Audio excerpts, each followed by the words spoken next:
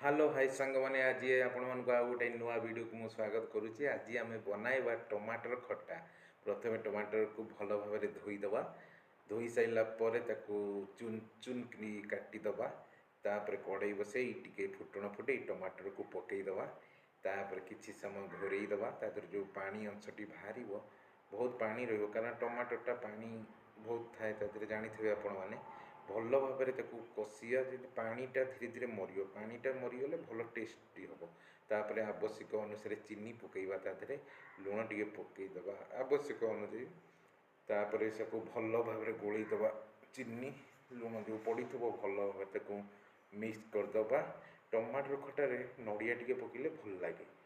गोटे नड़िया नहीं आसवा भांगीदे, नड़िया T कोरीदे, corona साहाଯ୍य कोरिकी टमाटर खटार पकईदे आउ भल भाव मिक्स करदे, जमी खटा सागर नड़ियाटा भल भाव मिक्स हो भल भाव मिक्स करदे।